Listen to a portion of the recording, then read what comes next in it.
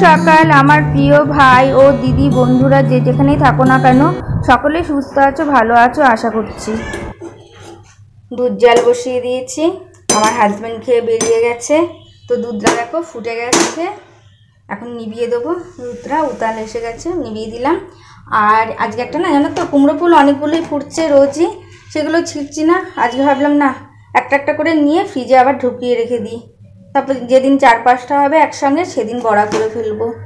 আর এখন চিড়ে নিয়ে নিয়েছি এক বাটি, চিড়ের পোলাও করে ফেলবো। আর চিড়ের পোলাও করার জন্য দেখো এখানে কিশমিশ অল্প একটু ভিজিয়ে রেখে দিয়েছি, আর চিনে বাদাম নিয়েছি অল্প করে, বেশি নিলাম না। তা এখন আমি চিড়ের পোলাওটা বানিয়ে নিই, কারণ মেয়ে বাড়িতে আছে আর আমি খাবো না, বেশি করে বানাচ্ছি কারণ মেয়ে খাবে আর রেখে দেবো, আমার হাজব্যান্ড এসে সন্ধ্যাবেলা খাবে। আর মেয়ে যদি খায় তো খাবে, মেয়ে তো বেশি খায় না, ওই চোখের খিদা খেতে ওই ভালোবাসে এইটা সেটা এই আর কি, খাওয়ার সময় এখন অল্প খায়। আর এর মধ্যে রুটি আছে, কালকে সকালে করেছিলাম, রুটি রয়েছে, দুধ দিয়ে রুটি দিয়ে আম দিয়ে আমি খাবো। তাই এখন আমি চিড়ের পোলাওটা করে নিই, দুধের বাটিটা সরিয়ে কড়াইটা বসিয়ে দিই।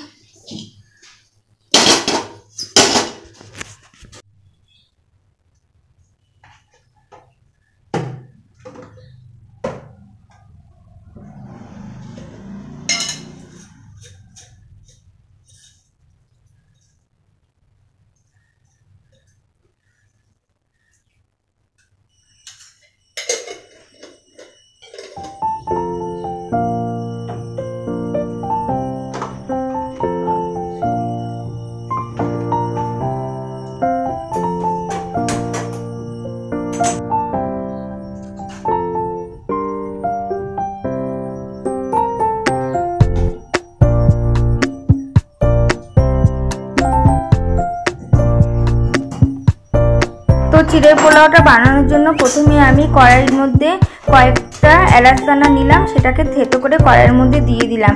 আর সাদা তেলের পরিমাণটা একটু বেশি পরিমাণে দিয়েছিলাম, কারণ আমি ঘিটা কম দেবো বলে। এবার আমি তেলের মধ্যে এলাচ দানাটা নাড়াচাড়া করে নিলাম, এলাচ থেতোটা। এরপর আমি যে জলে ভিজিয়ে রেখেছিলাম কিশমিশগুলো জল ঝরিয়ে তেলের মধ্যে দিয়ে চিনেবাদামগুলো দিয়ে নাড়াচাড়া করে তার মধ্যে স্বাদ মতন লবণ, চিনি আর একটু সামান্য রঙের জন্য একটু হলুদের ছিটে দিয়ে দিলাম। আর ফুড কালার নেই বলে ফুড কালারটা দিলাম না। আর এর মধ্যে আমি কাজু বাদামও ব্যবহার করলাম না, কারণ ঘরে কাজু বাদাম নেই, কাজু বাদাম ব্যবহার করলে ভালো হতো। আর আদাটা ব্যবহার করলে ভালো হয়, আদাটা যদি গ্রেট করে দিতাম, তো আদাও দিলাম না। আর শুধু একটু কাঁচা লঙ্কা আমি পরে ছিঁড়ে দিয়ে দিয়েছিলাম একটু ঝালের জন্য। এরপর একটু ভাজা ভাজা হলে পরে আমি জল ঝরানো যে চিড়েগুলো রয়েছে সেই চিড়েগুলোকে দিয়ে দেবো, দিয়ে হালকাভাবে নাড়াচাড়া করব। আর এখানে আমি গোবিন্দভোগের যে ছোটো ছোটো, গোবিন্দভোগ কী বলে এগুলো, কামিনী ভোগের না কি বলে, সেই গোবিন্দভোগের মতনই ছোট ছোট চিড়ে, সেই চিড়েগুলোই নিয়েছি আমি আজকে চিড়ের পোলাও করার জন্য। আর এই দেখো এবার আমি চিড়েগুলোকে দিয়ে ভালো করে নাড়াচাড়া করে নেব। আর তারপরে আমি ঘি দিয়ে দেবো, 1/2 চামচের মতন ঘি দিয়ে, আর সামান্য কেওড়ার জল, গোলাপ জল। আর কেওড়ার জলের মধ্যেই আমি গোলাপ জল মিশিয়ে রেখে দিয়েছি, নামাবার আগে দিয়ে নামিয়ে ফেলবো। আর আমি ঘরে গরম মশলাটা ঘরে তৈরি করেছিলাম, সেই গরম মশলার গুঁড়োটা আমি ছিটিয়ে দিলাম, ব্যাস তাহলেই আমার চিড়ের পোলাওটাও হয়ে গেল। আর ভালো করে একটু নেড়ে চেড়ে নামাবো।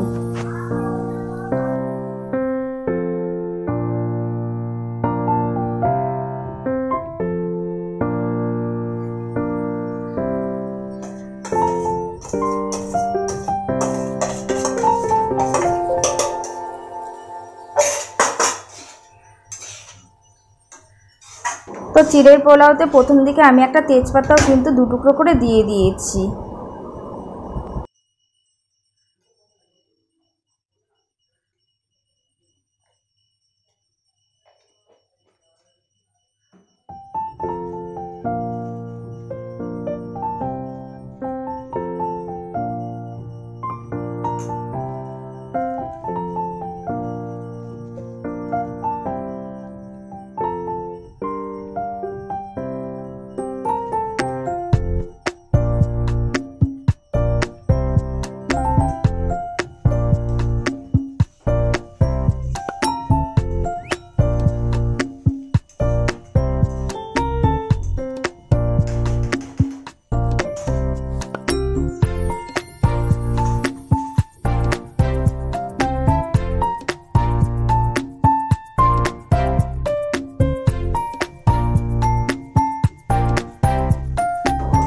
তো খুন্তি নাড়তে নাড়তে এত সুন্দর গন্ধ বেরিয়েছে চিড়ের পোলাও দিয়ে, তোমাদের সামনে না দেখালে আমি বোঝাতে পারবো না।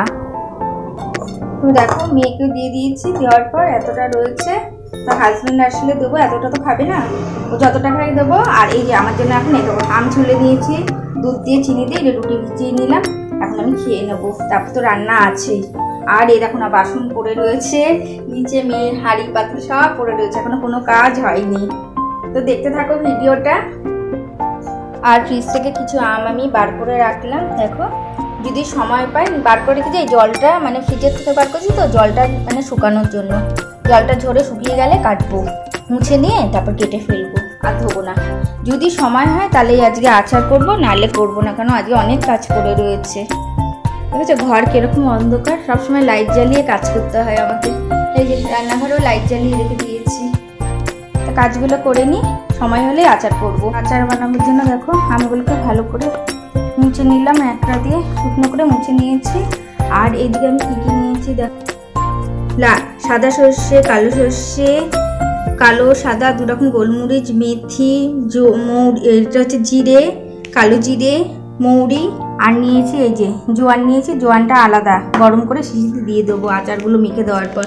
আর যেহেতু আমার কাছে গোটা ধনে নেই বলে এই যে এটাকে গরম করে দিয়ে দেবো, আর লঙ্কার গুঁড়ো, আর দুটো শুকনো লঙ্কাও নিয়েছি, দুটো না তিনটের সঙ্গে ভেজে দেবো। আর এই তো আম রয়েছে, তাই এগুলোকে এখন গরম করে মিক্সিতে মানে একটা গুঁড়ো মশলা করে নেব, তারপরে মানে আচারটা করবো। আর আমগুলোকে কেটে নেব। এবার আমি আম নিয়ে কাটতে বসে পড়লাম, আর আমের চোকলা ছাড়ালাম না, চোকলা শুদ্ধই আমের আচার করব বলে।